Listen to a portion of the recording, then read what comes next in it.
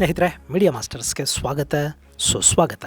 ಗೆಳೆಯರೆ, ಇದೇ ಆಗಸ್ಟ್ 7ನೇ ತಾರೀಕು ಮೆಕ್ಕಾದಲ್ಲಿ ನಡೆದ ಅದೊಂದು ಒಪ್ಪಂದ ಈಗ ಸಾಕಷ್ಟು ಚರ್ಚೆಯಲ್ಲಿದೆ. ಸೌದಿ ಅರೇಬಿಯಾ, ಟರ್ಕಿ ಹಾಗೂ ಪಾಕಿಸ್ತಾನಗಳು ಇಸ್ಲಾಮಿಕ್ ನ್ಯಾಟೋನ ಮಾಡ್ಕೊಂಡಿವೆ. ಇನ್ನು ಮುಂದೆ ಜಗತ್ತಿನ ಇಸ್ಲಾಮಿಕ್ ದೇಶಗಳ ಮೇಲೆ ಯಾರೇ ದಾಳಿ ಮಾಡಿದ್ರು ಅವ್ರ ಪರ ಈ ನ್ಯಾಟೋ ಬಂದುಬಿಡುತ್ತೆ. ನಮ್ಮ ಹತ್ರ ಸೇನೆ, ಆಯುಧ, ಅಣ್ವಸ್ತ್ರ ಎಲ್ಲ ಇದೆ. ಯಾರು ಈ ಕೂಟ ಸೇರ್ತಾರೋ ಅವರಿಗೆ ಅಣ್ವಸ್ತ್ರದ ರಕ್ಷಣೆ ಸಿಕ್ಕಂತಾಗತ್ತೆ ಅಂತ ಇನ್ನುಳಿದ ಇಸ್ಲಾಮಿಕ್ ದೇಶಗಳನ್ನ ಪುಸಲಾಯಿಸೋ ಪ್ರಯತ್ನಗಳು ಕೂಡ ಅಲ್ಲಿ ಶುರು ಆಗ್ತಾ ಇವೆ. ಇನ್ನು ಪಾಕಿಸ್ತಾನ, ಟರ್ಕಿಗಳಂತೂ ಬನ್ನಿ ಸಾರ್ ಬನ್ನಿ, ಹಿಂದಿರ್ಲಿಲ್ಲ ಮುಂದೆ ಬರೋದಿಲ್ಲ, ಅದ್ಭುತ ಅವಕಾಶ, ಯಾರಿಗುಂಟು ಯಾರಿಗಿಲ್ಲ, ಮಿಸ್ಗೆ ಮಾಡ್ಕೊಂಡ್ರೆ ಮತ್ತೆ ಸಿಗೋದಿಲ್ಲ, ಅಣ್ವಸ್ತ್ರದ ರಕ್ಷಣೆ, ಬಂಪರ್ ಅವಕಾಶ, ಹಿಂದೆ ಸೇರ್ಕೊಂಡು ಬಿಡಿ ಅಂತ ಈ ಥೇಟ ತಾಯ್ತಾಮಾರರು ರಸ್ತೆಯಲ್ಲಿ ನಿಂತ್ಕೊಂಡು ಕೂಗ್ತಾರಲ್ಲ, ಹಂಗೆ ಜಗತ್ತಿನ ನಾನಾ ಇಸ್ಲಾಮಿಕ್ ದೇಶಗಳ ಮುಂದೆ ಕೂಗೋದಿಕ್ಕೆ ಶುರು ಮಾಡಿವೆ. ಇದರ ನಡುವೆ ಅದೊಂದು ದೇಶ ಮಾತ್ರ ನಿಮ್ ಸಹವಾಸನೆ ನಮಗೂ ಬೇಡ ಗುರು, ನಮ್ಮ ಪಾಡಿಗೆ ನಮ್ಮನ್ನು ಬಿಟ್ಬಿಡಿ, ಹೆಂಗೋ ನಾವು ಬದುಕೊಂಡ್ಬಿಡ್ತೀವಿ ಅಂತ ಹೇಳ್ತಾ ಇದೆಯಂತೆ. ಹಾಗಾದ್ರೆ ಸೌದಿ ಕೂಟಕ್ಕೆ ಸೇರೋದಕ್ಕೆ ಒಲ್ಲೆ ಅಂತಿರೋ ಆ ದೇಶ ಯಾವುದು? ಅದಕ್ಕೆ ಕಾರಣ ಏನು? ಇಲ್ಲಿ ಭಾರತದ ಪಾತ್ರ ಹೇಗೆ ಮಹತ್ವವನ್ನು ವಹಿಸ್ತಾ ಇದೆ ಅನ್ನೋದ್ರ ಬಗ್ಗೆ ಒಂದಷ್ಟು ಮಾಹಿತಿಯನ್ನ ನಾವಿಲ್ಲಿ ನೋಡೋಣ. ಗೆಳೆಯರೆ, ಕೆಲ ತಿಂಗಳ ಹಿಂದಷ್ಟೇ ಇಸ್ಲಾಮಿಕ್ ಜಗತ್ತಿನ ನಾಯಕನ ಪಟ್ಟಕ್ಕಾಗಿ ಕಿತ್ತಾಡ್ಕೊಳ್ತಾ ಇದ್ದ ಎರಡು ದೇಶಗಳು ಆಗಸ್ಟ್ 7ನೇ ತಾರೀಕು ಕೈ ಹಿಡಿಕೊಂಡು ಬೀಗುತ್ತಾ ಇದ್ವು. ಅದರ ನಡುವೆ ಪಾಕಿಸ್ತಾನ ಅನ್ನೋ ಬ್ರೋಕರ್ ಕೂಡ ಇತ್ತು. ಅಲ್ಲವತ್ತು ಸೌದಿ ಮತ್ತು ಆಧುನಿಕ ಖಲೀಫಾ ಅಂತ ಗುರುತಿಸ್ಕೊಳ್ತಾ ಇರುವ ಟರ್ಕಿಗಳು ಪಾಕ್ ಜೊತೆ ಸೇರಿ ಮೆಕ್ಕಾ ಜಾಯಿಂಟ್ ಡಿಫೆನ್ಸ್ ಒಪ್ಪಂದಕ್ಕೆ ಸಹಿಯನ್ನ ಹಾಕಿದ್ವು. ಇದನ್ನ ಇಸ್ಲಾಮಿಕ್ ನ್ಯಾಟೋ ಅಂತ ಜಗತ್ತು ಕರೀತು. ನಮ್ದು ಮೇಲೆ ದಾಳಿ ಆದ್ರೆ ನಿಮ್ದು ಮೇಲೆ ದಾಳಿ ಆದಂಗೆ, ಯಾರ್ದು ಮೇಲೆ ಏನೇ ಆದ್ರೂ ಅದು ನಮ್ದು ಮೂರಿಗೆ ಏನೋ ಆದಂಗೆ ಅಂತ ಇವರು ಮಾತಾಡ್ಕೊತಾ ಇರುವಾಗಲೇ ಸೌದಿಯ ಮೇಲೆ ಹೌತಿಗಳು ದಾಳಿಗಳನ್ನ ಮಾಡೋದಕ್ಕೆ ಶುರು ಮಾಡಿದ್ರು. ಮೊದಲು ಯಮನ್ ನಲ್ಲಿ ಸೌದಿ ಬೆಂಬಲಿತ ಸರ್ಕಾರದ ವಿರುದ್ಧ ದಾಳಿಗಳಾದ್ವು. ಆ ಬಳಿಕ ಸೌದಿಗೂ ಕೂಡ ಹೌತಿಗಳು ಹೊಡೆತ ಕೊಟ್ರು. ಆದ್ರೆ ಇಲ್ಲಿ ಟರ್ಕಿ ಆಗ್ಲಿ, ಪಾಕ್ ಆಗ್ಲಿ ನಮ್ದು ಮೇಲೆ ನಿಮ್ದು ಅಂತ ಹೇಳ್ತಾ ಇದ್ದವ್ರು ಯಾರು ಇದಕ್ಕೆ ಪ್ರತಿಕ್ರಿಯೆಯನ್ನ ಕೊಡೋದಿಕ್ಕೆ ಹೋಗಲಿಲ್ಲ. ಹೌತಿಗಳ ವಿರುದ್ಧ ದಾಳಿ ಮಾಡೋದಕ್ಕೆ ನಿಮ್ದು ದಾಳಿ ನಮ್ದು ದಾಳಿ ಅಂತ ಹೇಳೋದಿಕ್ಕೆ ಕೂಡ ಈಗ ಇಸ್ಲಾಮಿಕ್ ನ್ಯಾಟೋ ಸದಸ್ಯರಿಗೆ ಧೈರ್ಯ ಆಗ್ತಾ ಇಲ್ಲ. ಹೀಗೊಂದ್ ಕಡೆ ಸುನ್ನಿ ದೇಶಗಳು ಒಪ್ಪಂದವನ್ನು ಮಾಡ್ಕೊಳ್ತಾ ಇದ್ರೆ, ಮತ್ತೊಂದು ಕಡೆ ಇಸ್ಲಾಮಿಕ್ ಜಗತ್ತಿನ ಮೊದಲ ನಾಯಕ ಅಂತ ಗುರುತಿಸ್ಕೊಳ್ತಾ ಇದ್ದ ದೇಶ ಈ ಒಪ್ಪಂದಕ್ಕೆ ಬೆನ್ನು ತಿರುಗಿಸ್ತಾ ಇದೆ. ಗೆಳೆಯರೆ, ಅದು ಅರಬ್ ಲೀಗ್ನ ನಾಯಕತ್ವವನ್ನು ವಹಿಸಿಕೊಂಡಿದ್ದ ದೇಶ.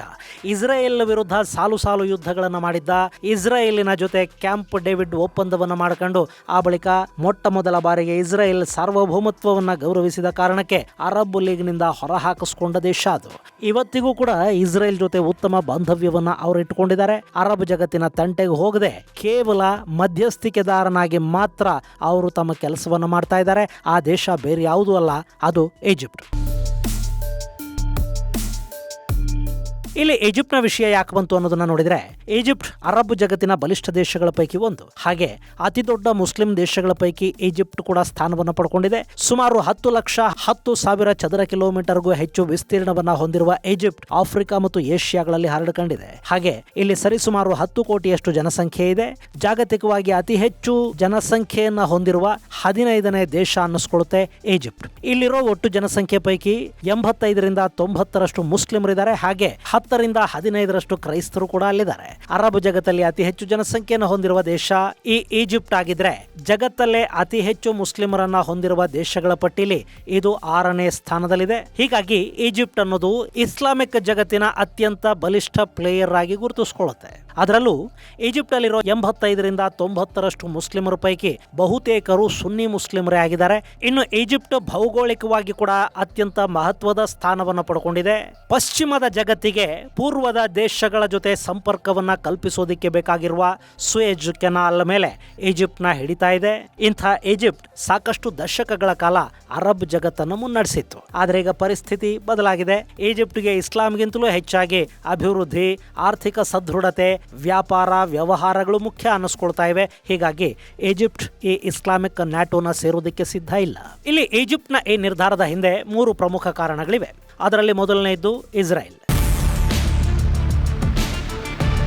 ಗೆಳೆಯರೆ, 1973ರವರೆಗೆ ಇಸ್ರೇಲನ್ನ ಈ ಈಜಿಪ್ಟ್ ದ್ವೇಷ ಮಾಡದಷ್ಟು ಇನ್ಯಾವ ದೇಶನೂ ದ್ವೇಷಿಸಿರಲಿಲ್ಲ. ಸಾಲು ಸಾಲು ಸೋಲುಗಳು ಎದುರಾದರೂ ಕೂಡ ಈಜಿಪ್ಟ್ ಇಸ್ರೇಲ್ ಮೇಲೆ ದಾಳಿಗಳನ್ನು ಮಾಡ್ತಲೇ ಬರ್ತಾ ಇತ್ತು. 1948ರ ಯುದ್ಧವನ್ನ ಒಳಗೊಂಡಂತೆ ಒಟ್ಟು 4 ಯುದ್ಧಗಳಲ್ಲಿ ಈಜಿಪ್ಟ್ ಮತ್ತು ಇಸ್ರೇಲ್ ಎದುರು ಬದುರಾಗಿ ನಿಂತಿತ್ತು. ಆದರೆ ಆ 4 ಯುದ್ಧಗಳಲ್ಲಿ ಈಜಿಪ್ಟ್ ಹಿನ್ನಡೆಯನ್ನ ಅನುಭವಿಸಬೇಕಾಗಿ ಬಂತು. ಇಷ್ಟಾದರೂ ಇಸ್ರೇಲ್ ಅನ್ನ ಮಟ್ಟ ಹಾಕುವ ತನ್ನ ಕನಸನ್ನೇನು ಈಜಿಪ್ಟ್ ಬಿಟ್ಟುಕೊಟ್ಟಿರಲಿಲ್ಲ. ಆದರೆ ಅನ್ವರ್ ಸಾದತ್ ಅನ್ನೋ ನಾಯಕ ತುಂಬಾ ಬುದ್ಧಿವಂತಿಕೆಯಿಂದ ಇಸ್ರೇಲ್ ಜೊತೆ ಮಾತುಕತೆಗಳನ್ನು ನಡೆಸಿ ಆ ಸಂಬಂಧಗಳನ್ನ ಸರಿಪಡಿಸ್ಕೊಂಡ್ರು. ಅಲ್ಲಿ ಎರಡು ದೇಶಗಳ ನಡುವೆ ಕ್ಯಾಂಪ್ ಡೇವಿಡ್ ಒಪ್ಪಂದಕ್ಕೆ ಸಹಿ ಬಿತ್ತು. ಆ ಬಳಿಕ ಈಜಿಪ್ಟ್ ಮತ್ತು ಇಸ್ರೇಲ್ಗಳ ನಡುವೆ ಒಂದು ಸಹಮತ ಕೂಡ ಮೂಡ್ತಾ ಹೋಯಿತು. ಇಸ್ರೇಲ್ ಜೊತೆಗಿನ ಸ್ನೇಹದ ಕಾರಣಕ್ಕೆ ಈಜಿಪ್ಟ್ ಅನ್ನ ಅರಬ್ ದೇಶಗಳು ಲೀಗ್ನಿಂದ ಹೊರಹಾಕಿದ್ವು. ಆದರೆ ಈಜಿಪ್ಟ್ ಅದಕ್ಕೆ ತಲೆ ಕೆಡಿಸ್ಕೊಳ್ಳೋದಿಕ್ಕೆ ಹೋಗಲಿಲ್ಲ. ಕಾಲಕ್ರಮೇಣ 1994ರಲ್ಲಿ ಜೋರ್ಡಾನ್, 2020ರಲ್ಲಿ UAE, ಬಹ್ರೈನ್ ಹಾಗೂ ಮೊರಾಕೋಗಳು ಕೂಡ ಇಸ್ರೇಲ್ ಜೊತೆ ಒಪ್ಪಂದಗಳನ್ನು ಮಾಡ್ಕೊಂಡ್ವು. ಸೊ ಇಸ್ರೇಲ್ ಮತ್ತು ಈಜಿಪ್ಟ್ ನಡುವಿನ ಸಂಬಂಧ ಈಗ ಸುಧಾರಣೆ ಆಗಿದೆ. ಅದನ್ನ ಈಗ ಮತ್ತೆ ಕೆಡಿಸ್ಕೊಳ್ಳೋದಿಕ್ಕೆ ಈಜಿಪ್ಟ್ ಇಷ್ಟಪಡ್ತಾ ಇಲ್ಲ.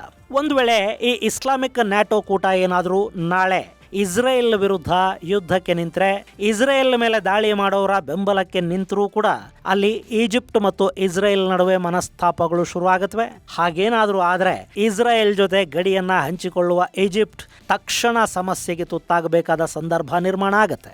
ಇದು ಈಜಿಪ್ಟ್ ಎದುರಿಸ್ತಾ ಇರೋ ಆತಂಕ. ಹಾಗೆ ಇಸ್ಲಾಮಿಕ್ ನ್ಯಾಟೋದಿಂದ ಈಜಿಪ್ಟ್ಗಾಗೋ ಅನುಕೂಲಗಳು ತುಂಬಾ ಕಡಿಮೆ. ಈಜಿಪ್ಟಲ್ಲಿ ಈಗಾಗಲೇ ಉತ್ತಮ ಸೇನೆ ಇದೆ, ಅವ್ರ ಹತ್ರ ಸಾಕಷ್ಟು ಆಯುಧಗಳಿವೆ. ಸುಯೆಜ್ ಕೆನಾಲ್ ಇರೋದ್ರಿಂದ ಯಾವುದೇ ದೇಶ ಕೂಡ ಈಜಿಪ್ಟ್ ಮೇಲೆ ದಾಳಿ ಮಾಡೋದಿಕ್ಕೆ ಹೋಗೋದಿಲ್ಲ.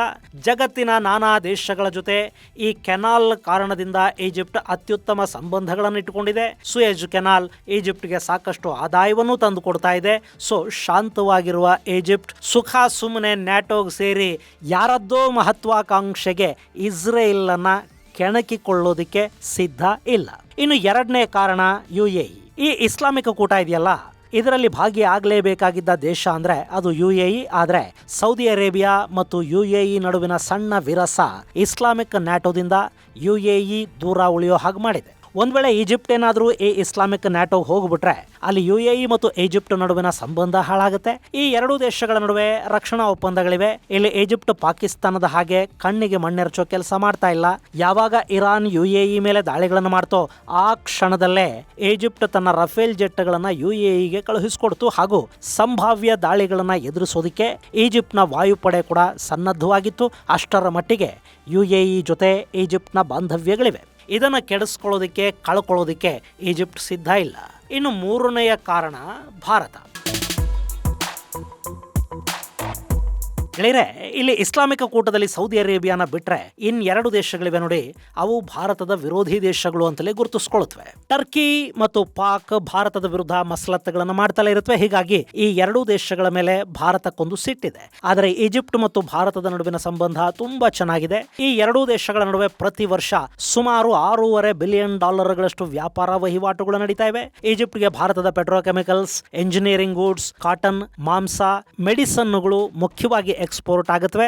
ಇನ್ನು ರಷ್ಯಾ ಮತ್ತು ಯುಕ್ರೇನ್ ಯುದ್ಧದ ಸಂದರ್ಭದಲ್ಲಿ ಭಾರತ ಈಜಿಪ್ಟ್ಗೆ ಗೋಧಿಯನ್ನು ಕೂಡ ಕಳುಹಿಸಿಕೊಡ್ತು. ಆ ಮೂಲಕ ಅವರನ್ನ ಹಸಿವಿನಿಂದ ಪಾರು ಮಾಡ್ತು. ಹಾಗೆ ಈಜಿಪ್ಟ್ನಿಂದ ಭಾರತಕ್ಕೆ ಪೆಟ್ರೋಲಿಯಂ ಉತ್ಪನ್ನಗಳು, ಕೆಮಿಕಲ್ಸ್, ಮೆಟಲ್ಸ್ ಹಾಗೂ ಸಿಟ್ರಸ್ ಫ್ರೂಟ್ಸ್ ಮುಖ್ಯವಾಗಿ ಆಮದಾಗುತ್ತವೆ.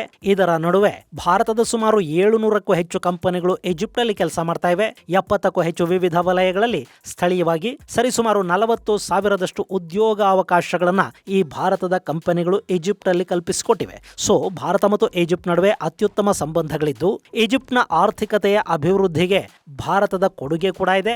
ಅದನ್ನ ಹಾಳು ಮಾಡ್ಕೊಳ್ಳೋದಕ್ಕೆ ಕೂಡ ಈಜಿಪ್ಟ್ ಸಿದ್ಧ ಇಲ್ಲ. ಸೊ ಇಸ್ರೇಲ್, UAE ಹಾಗೂ ಭಾರತದ ಕಾರಣದಿಂದ ಈಜಿಪ್ಟ್ ಈ ನ್ಯಾಟೋ ಕೂಟಕ್ಕೆ ಸೇರೋದಕ್ಕೆ ಹಿಂದೇಟನ್ನು ಹಾಕ್ತಾ ಇದೆ. ಹಾಗೆ ನೋಡಿದ್ರೆ ಟರ್ಕಿ ಮತ್ತು ಈಜಿಪ್ಟ್ ನಡುವೆ ಉತ್ತಮ ಬಾಂಧವ್ಯಗಳಿವೆ. ಆದರೂ ಆ ಸಂಬಂಧ ಹಾಗೆ ಉಳಿಯಲಿ ಅನ್ನೋದು ಈಜಿಪ್ಟ್ನ ಬಯಕೆ. ಎರಡು ದೇಶಗಳ ನಡುವಿನ ಸಂಬಂಧ ಚೆನ್ನಾಗಿದೆ ಅನ್ನೋ ಮಾತ್ರಕ್ಕೆ ಇಷ್ಟವಿಲ್ಲದ ಕೂಟಕ್ಕೆ ಸೇರ್ಕೊಂಡು ಮತ್ತೊಂದಷ್ಟು ಶತ್ರುತ್ವಗಳನ್ನ ಕಟ್ಕೊಳ್ಳೋದು ಹಾಗೂ ಇನ್ನಿತರ ಮಿತ್ರರನ್ನ ದೂರ ಮಾಡ್ಕೊಳ್ಳೋದು ಸರಿಯಲ್ಲ.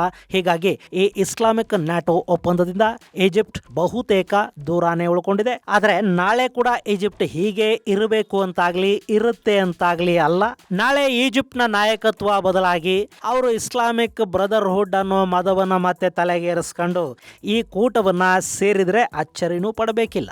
ಆದರೆ ಸದ್ಯಕ್ಕೆ ಅರಬ್ ದೇಶಗಳ ನಡುವಿನ ಒಂದಷ್ಟು ವೈಮನಸ್ಯಗಳು, ಈಜಿಪ್ಟ್ಗೆ ಇರೋ ಒಂದಷ್ಟು ಆರ್ಥಿಕ ಲಾಭಗಳು ಈ ಕೂಟದಿಂದ ಅವರನ್ನ ದೂರ ಇಡ್ತಾ ಬರ್ತಾ ಇವೆ. ಒಟ್ಟಲ್ಲಿ ಇಸ್ಲಾಮಿಕ್ ಕೂಟ ಕಟ್ಟಿ ಆ ಮೂಲಕ ಇಡೀ ಮುಸ್ಲಿಂ ಜಗತ್ತನ್ನು ಒಂದುಗೂಡಿಸಿ ಆ ಮುಸ್ಲಿಂ ಜಗತ್ತಿನ ಮೇಲೆ ಆಧಿಪತ್ಯವನ್ನ, ನಾಯಕತ್ವವನ್ನ ಸಾಧಿಸಬೇಕು ಅಂತ ಹೊರಟಿರುವ ಸೌದಿ ಮತ್ತು ಟರ್ಕಿಗಳ ಪ್ಲಾನು ಇಲ್ಲಿ ಉಲ್ಟಾ ಹೊಡೆಯೋ ಹಾಗೆ ಕಾಣ್ತಾ ಇದೆ. ಯಾಕೆಂದ್ರೆ ಇಲ್ಲಿ ನ್ಯಾಟೋ ಗೀಟೋ ಅನ್ನೋದಕ್ಕಿಂತ ತಮ್ಮ ಅಳಿವು ಉಳಿವಿನ ಪ್ರಶ್ನೆ ಮಾತ್ರ ಸಾಕಷ್ಟು ದೇಶಗಳಿಗೆ ಮುಖ್ಯ ಆಗತ್ತೆ.